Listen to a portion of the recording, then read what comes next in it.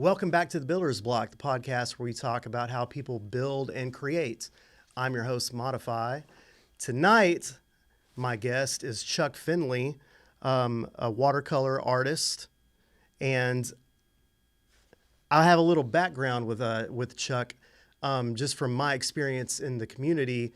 I used to I would frequent bars, right? I would go to some of the Aubrey's, the Barley's, the Edison Parks, the Randy Burleson places, and I would see these incredible chalk drawings at the bar, and I never knew who it was, but they all had the same style. And a little bit later, I think at Aubrey's in Maryville, I saw the C. Finley signature at the bottom, and that was you, right? Yeah, that's right. Yeah. All right, man. Well, now there's a lot of people that did chalkboards. Okay. For Aubrey's, but I did the ones in the bar because they were always blank. Every time I would get moved to a restaurant, I would, the ones in the bar were blank, and I would just be like, well, somebody's got to do it. Yeah. So, it was a creative outlet. So did you just take it upon yourself to do that? Yeah. Yeah, it's just like, those blank chalkboards sitting there for so long were just, I guess, like, I was like, I got to do something. I got to put something up there. And it was, I might have been showing off a little bit, I guess. But, why not? Why wouldn't you? Well, it was a creative outlet, and it's like they're sitting there blank. Somebody should do something with them. Yeah. So, yeah. So generally the ones in the bar were me. That's awesome. I'm a service industry guy originally as well, paid for college. Well, I remember in a seeing restaurant. you in the restaurants. Yeah. Like long before we ever, met. Yeah, cross paths. Yeah, right. Yeah. I used to draw pictures on like tickets because I was a back of the house guy. Okay. So I'd pull like tickets and I would draw caricatures of the guys that worked in the kitchen, like post them up, and they'd be like, "Oh, look at this," like cartoon that I made. But so man, you have a long history in the service industry, and that's where you kind of got to flex that out a little bit and be creative. Mm-hmm. Where did you make the transition between service industry and being a freelance artist? It can be a long story. I'll try to make it short, but Now take your time, man. Well, I've done, art for as far back as I can remember. Yeah. And after like my son, I remember like when Amber, the mother of my son, when she was, pregnant, I was up at the hospital, and at that time, if I had to go anywhere, and sit in a waiting room, I would bring a pad of paper and a pencil and just sketch. But it really, once my son was born, I was like, I need to get back into this, for a number of reasons. But one was because I wanted to foster something in him that, might come out. He might want to be an artist. If I take him snowboarding with me, he might want to snowboard. If I play guitar in front of him, he might want to play music. And if he gets into any one of those, that would be a ton of fun. And if he gets into something else, then I'll develop an interest in, baseball or whatever. But so that was what got me really back into it was, after he was born, I decided I needed to be creating, just something little every day. And so I would be sitting while I was waiting for the restaurant to close. I would sit down at the bar and would get these little these beverage napkins, or bar napkins, and I would just draw on them, And, I do not have a lot of really instinct to create on my own. So I would just Google, on this day in history, and would find something to draw, whether it was a president or, a celebrity was born, or, a celebrity dies or something like that. It was just whatever it, would, I had to find something to spark, that inspiration. Mm-hmm. But the servers at whatever restaurant I was at, once they, saw that I had chops, they'd be like, "Oh, hey, will you draw my dog?" or "Hey, will you draw my cat?" And I'm like, "Yeah," because it was just, an excuse, another reason to, and they enjoyed it. And so I was posting all these, little beverage napkin pet portraits and stuff like that. And then eventually somebody asked if I could do a full color piece. And so I did a full color pet portrait, and I posted that. And then eventually that got me another commission, and it just kept rolling. And then during the pandemic, at that time I was using Copic Markers. Are you familiar with those? No. I don't know. It looks like watercolor, Okay. like on the paper, but it's a marker, so you have a nib, so it's easy to control.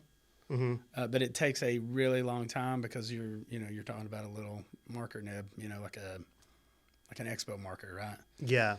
And it took like a really long time to do a 9x12. And so when I was laid off during the pandemic, I was sitting at my drawing table, and I look up, and my son's beginner's watercolor pan is sitting there, palette, the cheap plastic, that you just. Yeah. And I thought, why not? And I had some brushes laying around, and I'd never painted before, but I thought, you got to start somewhere. So before the pandemic, you never painted? No. So it was more just like sketches on napkins, sketches on paper. Yeah, the chalkboard drawings, pencil and paper, pen and paper, and then chalk. Yeah, but no, I'd never painted. It never occurred to me to paint. Well, I've taken one college course ever, and it was Drawing 101, and it was just really spur of the moment, just like, hey, I'm gonna do this thing. And one day I was, the teacher was like, if you don't have a subject, go to the library, get a book, figure out what your subject's going to be for whatever your drawings are going to be for this week. And I was in the library just, flipping through the book, and there was a book that I was flipping through, and it had a pay scale hierarchy of all the different genres, and pencil sketches was right at the bottom. And I'm like, man, if I'm ever going to like seriously, which, was never the intention to seriously do art, but it put that in my brain that if I'm ever going to seriously do art, pencils, like, if you're a comic book artist, that works great, but outside of that, so, I guess the seed had been planted a long time ago, but no, before the pandemic, I'd never considered painting certainly not as a career. That's interesting because the pandemic hasn't been going on too incredibly long. No, not really. Depending on who you ask. 2 years? Yeah. So you've been doing watercolor for 2 years, and you've built a career. Yeah, I just finished my first full year. I started. That's pretty impressive, man. It's pretty cool, man. Yeah, it's cool. I probably don't give myself enough, I guess, credit for it because I don't. We're our own worst critic, but that's how you get better. And it seems like it is. It's pretty cool, man. It's neat. It seems like you picked it up as an experiment. Yep. Also. Mm-hmm. Yeah, I didn't expect it to pan out. It's just like, why not? Because it's like the idea was if I'm ever going to do any more pet portraits, I don't want to be sitting there going trying to fill a 9x12 piece of paper, just like layering with this little marker. I didn't expect to ever, certainly not watercolor, because watercolor's unforgiving. It's a very temperamental medium for sure, which is why I'm personally so impressed because I've fucked around with watercolor before and it's not easy. No, it's tough. It is not easy at all. And I find it very interesting that is the one that you just chose to dabble in. It was there. It's kind of become it was just there. your thing. It was just, I'm sitting at the drawing table, like that same table right here in the studio, and at the house, and there it is. And it's like if there'd been acrylic paints, I probably would have messed around with acrylic. If it had been oil, I probably would have messed around with oil. But it was watercolor, and I'm glad that it was because I enjoy it now. I mean, it's like it's still frustrating, you know. A lot of times, I rarely ever does anything. I mean, how many times do you create something and look at it and go, you know what, that could have been, you know, that's your natural as a creator is to say, that could have been a little better. And as creators, that's what we tend to focus on is, you know, oh man, that could have been better too. But what I like about it is I had a habit of, I guess, before watercolor, wanting to keep going. I guess like kind of perfectionism or whatever. And with watercolor, so I was a bit uptight about the creation process. But with watercolor, you can't be. You just have to understand water is gonna go where water's gonna go. Yeah, you literally have to go with the flow. Yeah, and it's like in a way you do. Yeah, like and so it's like there are times when it's very, like really get into it. You know, it's almost Zen-like, I guess. Right? It's like there's times when it feels almost like. There's been times when it felt a little like a trance. Not to sound, you know, like an artist. Not to sound like an artist. Yeah, right, yeah. Not to be myself or anything, but no, I totally understand. But it's cool. Yeah, it is cool. When you're just like slapping all that water down and it's like, oh, well, man, it's going to be what it's going to be. It's a change for me and a good one. It's growth. Yeah, for sure. So going into that medium that is so naturally chaotic, it seems like you have grown from that, right? Like you've grown in like, and you correct me if I'm wrong here, but what I'm seeing is like maybe you've grown in a way that like you took on this medium that is like chaotic, and you've really harnessed that chaos. Well, I've learned patience. I mean, if you want to talk about growth, yeah. I've certainly learned patience from it, and it's been good, you know, because, you know, who doesn't need to learn more patience? I mean, I did, not that everybody does, but yeah, man, it teaches you like the value of time and timing, you know. Like there's certain stages when it's drying that it's okay to do some things and not okay to do some things because you'll have to wait a little while longer maybe to do those things.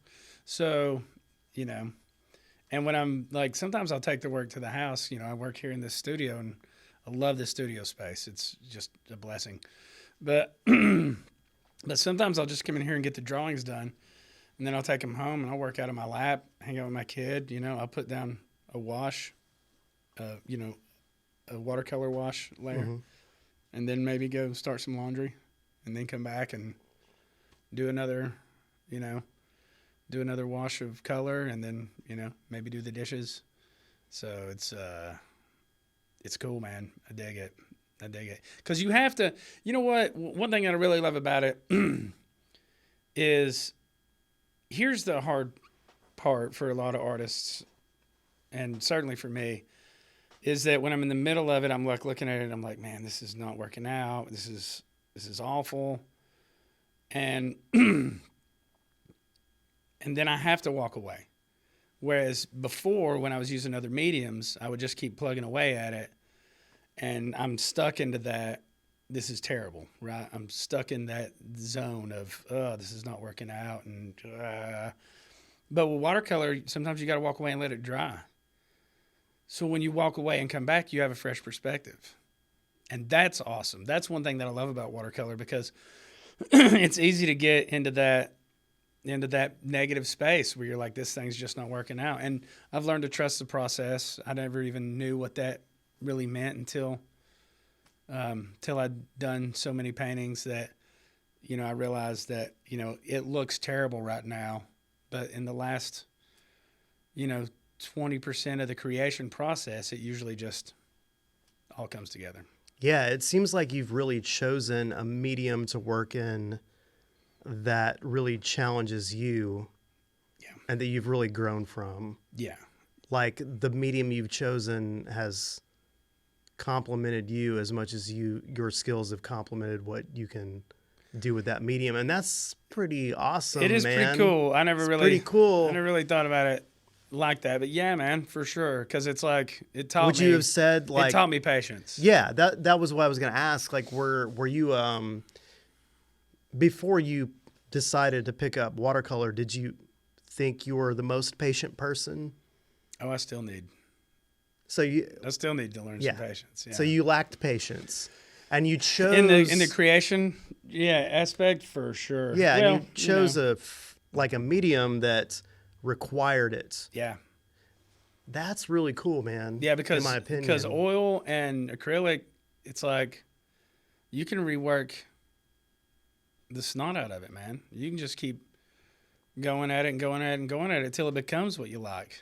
Mm-hmm. Watercolor, man, there's no, man, it's not that forgiving. It really isn't. It's really not. Yeah, I mean, agree. you can put that brush down, and then all of a sudden it's like, well, man, I'm stuck with that, Mm-hmm. or start over, figure out a way to work your work your way out of that hole, or just start over.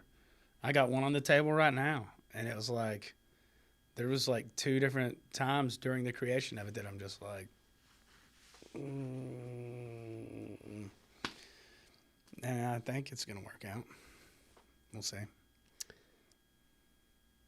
Do you like that challenge though? Do you think if you were using a medium that wasn't challenging you as much, I would be bored. There you go. Yeah, absolutely. It seems like you found just the perfect Yeah, because the truth thing is for you, man. Yeah, man, because anytime something kind of comes easy to me, I get bored with it, Yeah, for sure. I never thought about it like that, but then, I'm not used to talking about it either. Right on. So, especially not with other creatives. What was that like? I'm going to go back a little bit to the decision between going from working in the service industry, being known, at the restaurant you worked at for being the creative guy, like the one that could like make all these drawings that looked real. Right.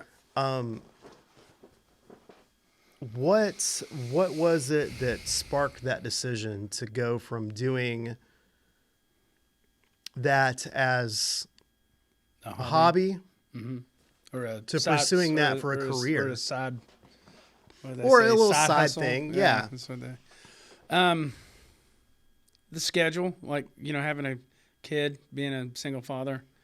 I wasn't always able to, pick my son up at school most of the time that I could, but there were times when I couldn't pick him up. I'd get out of work some nights at, 1 or 2 a.m. and I had to be up at 6 a.m. to take him to school, period. Didn't matter if I only got 3 or 4 hours sleep. And I loved I had maybe 4 bad days out of 18 years in, we'll say 1 bad day a year in restaurant management. I just enjoyed the work, I enjoyed the energy, people, the challenge, especially on a Friday night when it's just chaos, and it's like, it's I guess a cliche, but it's you become like, the dude at the front of the orchestra, right? Because it's like the conductor. Conductor, yeah. Because it's like you got to make sure that the hosts are generally 16, 17. It's their first job, so a lot of times if there's not a manager at the door, unless they're well trained, that can fall apart pretty quick. So it's like, I love that. I never fell out of love with the work of restaurant. Being able to jump back in the kitchen and bail them out, man, that was a hoot. I loved that, and it was a little bit of a flex, but but it was something I enjoyed doing, and I got along with the staff, and I got along with the guests, and it was. But the schedule, I mean, if you're a single man and you love restaurants, and it's like one guy that I worked for years, he used to say that, you either have the restaurant gene or you don't.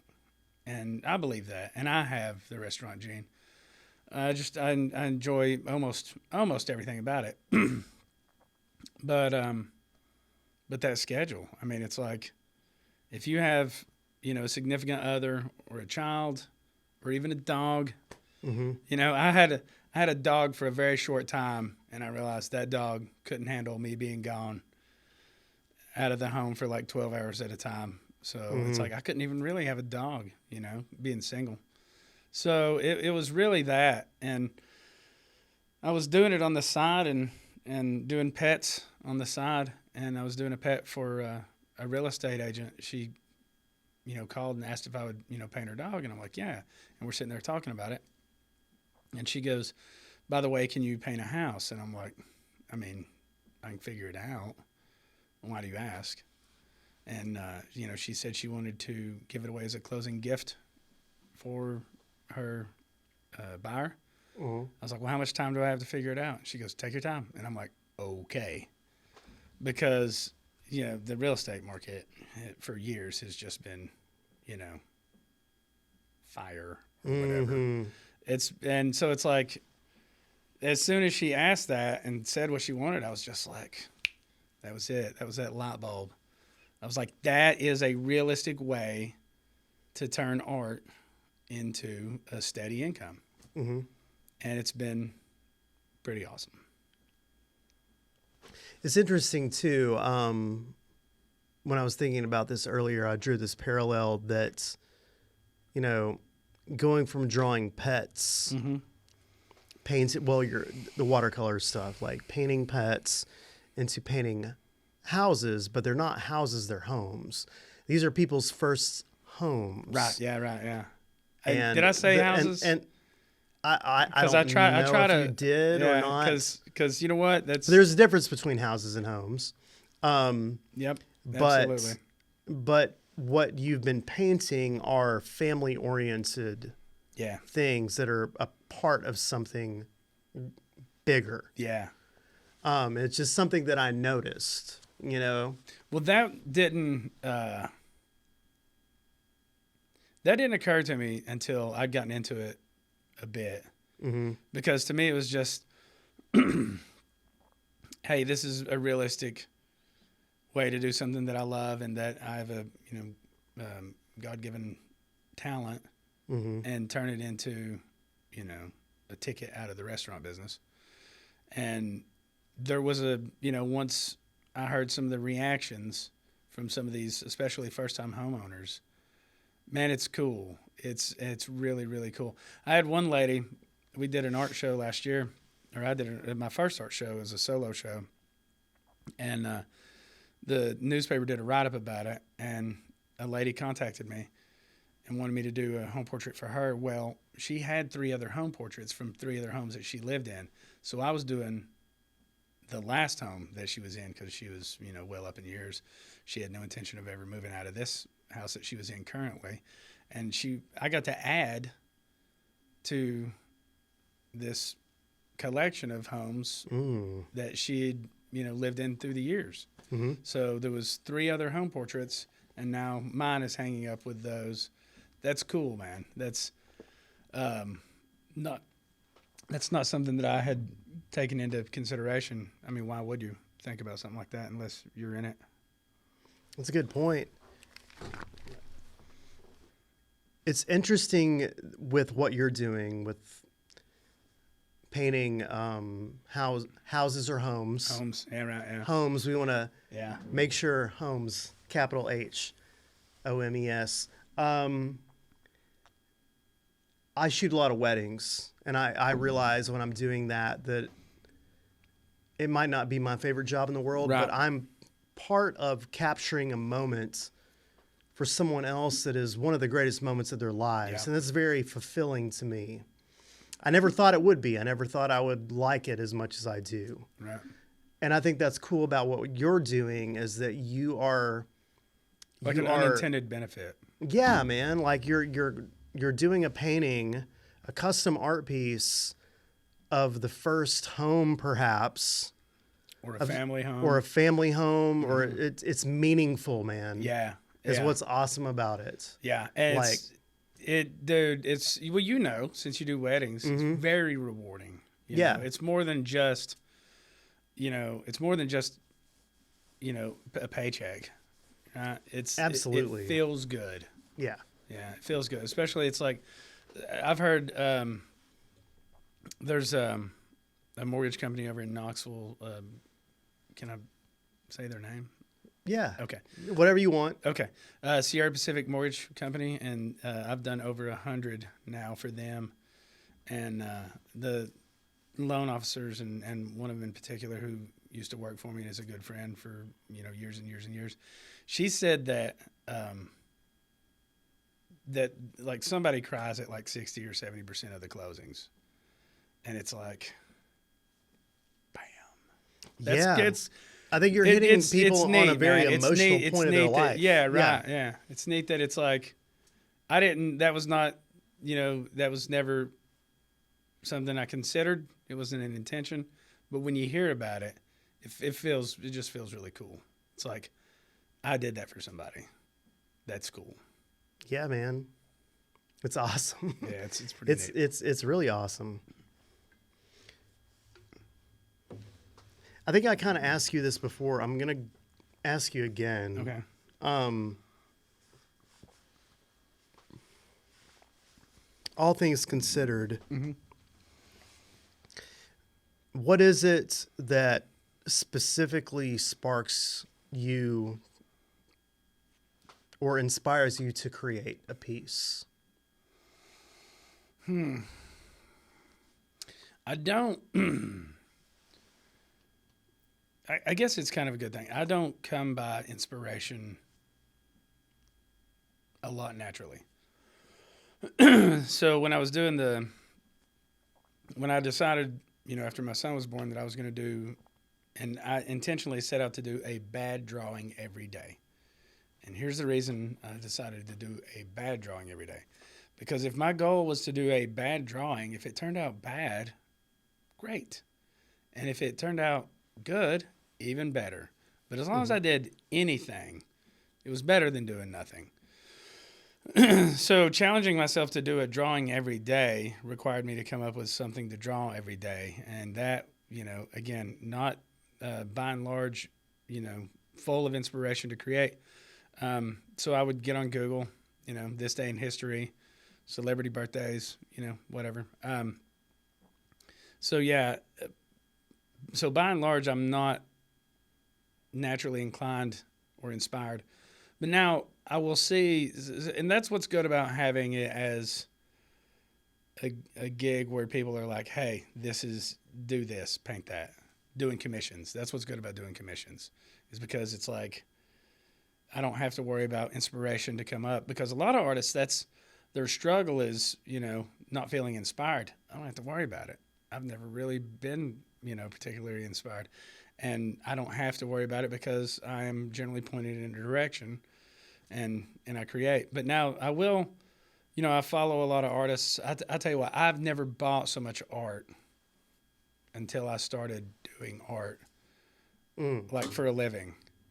And it's like, I had to stop because I'm like, I don't have anywhere to put all of it,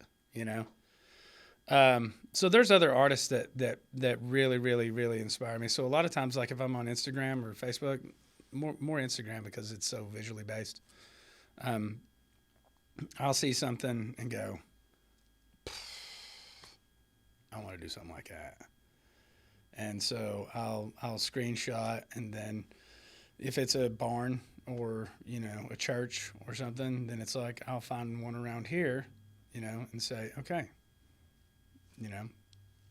I've been inspired and this is what I'm going to do. So if there is inspiration, that's generally where it comes from, is other artists trying to, emulate their style or learn from them, really. Nice. So where, like, ideally would you go from what you're doing now?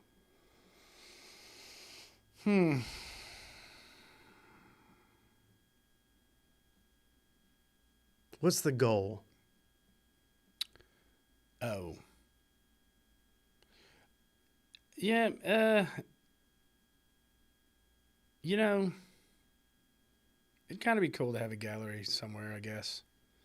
And I've seen, there's some local artists that have galleries. And, yeah, that'd be cool.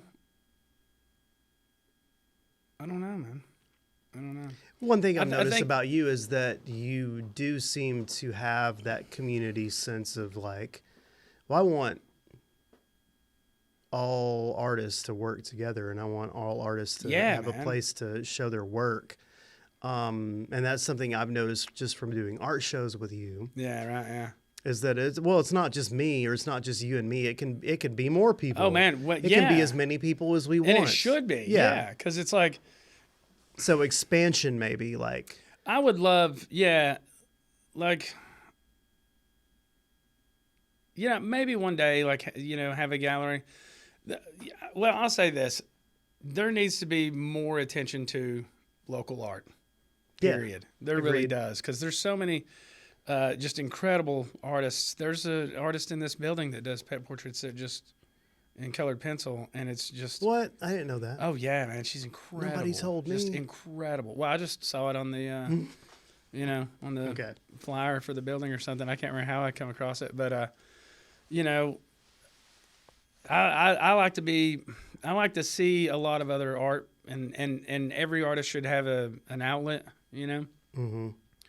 And the more, I draw people in, and they draw people in, then you cross your audiences, and then everybody gets exposure. It was much the same way in the restaurant. Man, I just want everybody to have a good time, and everybody to be happy, and everybody to get along. And it's like there's enough to go around for everybody. But especially we live now in an age where it's like, I mean, who buys art? I mean, it's like there's posters. Like people buy posters and they go buy prints, and it's like, and that's cool, man. I have prints. I love it. Well, I buy art because I think we're in a period in time where having the physical form of something matters. When everything is digital. And I like digital art, but... Call me traditionalist, but man. I like hanging something on my wall. Yep. I like having a vinyl record to look at. Yeah, that's super cool. Yeah. Like CDs, when you open up the case and all the lyrics. Fold that thing out, and there'd be interior art. Yeah. You don't get interior art with, music on iTunes. Exactly. Nobody looks at that. It's true. You don't sit there and, like I remember, just laying in bed, just reading the lyrics and just eating every bit of it up. Yeah. I love that, man. And it's like digital art is probably I should have gotten into it on some level at some point, beyond what I do now, which is just to upload it to, Redbubble or Etsy or something like that. And, but up until, NFTs come around, how do you, like, if you create a piece of digital art for somebody, right, and then you make prints of it, what's the original file? You see what I mean? Yeah, if I do a painting, right, if I do a painting and I send it to my guy over in Knoxville, he scans, and then he makes prints of it, there's always going to be the original, and then there's going to be prints. But with digital art, it's like, it's what's the original file, and what's the value of having the original file? I guess it's the value of having sole access to that file. Which is, right, somebody's going to screenshot it, though. Yeah, but it won't be the same. It won't. Yeah, you'll lose resolution. But the thing, And that's someone but could that's copy what I, the file. You know, there's a lot that goes into that I'm not an expert on. To yeah, I'm not really- real savvy. But Yeah. but that's but I agree, man. Like having an original that you can put your hands on, Physical it's cool, man. form, It's yes. cool. Yeah. Especially watercolor paper or even canvas. Mm-hmm. You know, it's like it's not like a postcard. You know, it's got a tactile, it's got a texture. You know, the colors are always going to be just a little different, whether it means they're more vibrant, or there's Yeah. just more depth. If you're talking like an original art piece versus Yeah. an NFT, fucking NFT. Yeah, Like, right. I'm into it. I'm getting into that. I do It's- digital art, It's but crazy. like, give me the real shit. Yeah, right. Like when you hear what people pay for these NFTs, It's like- kind it's kind of comical. it's obvious they have more money than they know what to do with. Yeah, Like people like you and I aren't out here. Slinging like no. my whole life savings on an NFT. Yeah, right. Yeah, like Yeah. what didn't one of these talk show hosts, Jimmy Kimmel or something, just pay like an absorbent amount of money for one Possibly. of those? I don't know. It's I like don't watch a lot of. I don't either, TV. but I heard something about one of these guys just spending just an insane amount of. It's not like a Banksy. At least with a Banksy, you got something. Which I don't even know if you can buy a Banksy, but Yeah, that's a good point. there was that one that went to auction. Did you see that? It was the first Banksy to ever go to auction, and it was It was at one of these huge auction houses like Sotheby's or something like that. And they did the final, bid, gavel, and then the painting started to slide through the bottom of the frame. He had built the frame with a shredder in the bottom of it. So as soon as it had been purchased, it was for $1 million. They like sold, and they banged the gavel, and the painting starts to come through the bottom of the frame, shredded. And then it stopped about midway. Banksy was in the audience with a little remote. Now, the guy that bought that painting kept it, and it only went up in value. Yeah, Like immediately it went up in value. Not down in value because it gotten shredded, went up in value because it gotten shredded at a live auction. I wonder how much of that was orchestrated. Not just obviously Banksy Seems knew, orchestrated, right? I mean, but- obviously Banksy knew. but I love mischief. Yeah, right. Well, I mean, Banksy's It seems like that's- something I would do. that Banksy. It's cool, man. if I was that Banksy's famous cool. as an artist, Right. I'd be like, I'm gonna fuck with these people. Yeah, right. You yeah. know, why not? Yeah, that's what it is, man. He's just messing with the art world because Yeah. it's like I see some of this art and I'm just like, really? And to be fair, listen, man, there's a million people better than I am. I'm not, but some of it I just don't understand. I just don't get it. I don't either. It's not my job to get it. Yeah, right. You like what you like. Mm-hmm. Yeah, I'm okay with that. It doesn't hurt my feelings. Not everybody's gonna like my stuff. I'm okay with that. I'm just happy that somebody does. That's right. So I think there's one more thing we need to push before we sign off. Is Okay. like you've got, well, we have, but because you're my guest, specifically you, we've got an art show coming up Yeah, on February 12th. February 12th. And where is that going to be? Broadway Social. The Sky View. Yeah, Skyview. Oh, that's right. Yeah, The top that's right. floor. Yeah, it's called So it's the Skyview. top floor. It's a very nice area. Roomy. Huh? Yeah, roomy. It's very huge, roomy. Beautiful view of the city. It's going to be a good show. I think we've got 6 artists. I don't know all the names of them. At least 6. Somewhere around the 6 range. Yeah, right. Yeah. Yeah, full bar staff. I'm excited about it. This is something that we're looking to do quarterly, Well, or I don't know if I would want to do. I don't know if I would want to be in a show quarterly, but I'm hoping they'll put one on quarterly. So we would Because like there's to. enough artists in town to do that. Because Yeah. you know what, man, My first art show was last February ever. And Oh, it's like, wow. yeah, right. So it's like, how many other artists have never had a show who could do one? Plenty. I had to really be pushed into that one. Like, I didn't think I was ready for a show, and it was phenomenal. It turned out to be a big time. It was a whole lot of fun. Everybody had a good time. But yeah, man, I think we could do and should do an art show in town quarterly. I think there's enough, especially with Maryville College right over there. Absolutely. So I guess that was the point I was trying to make, is that like, Chuck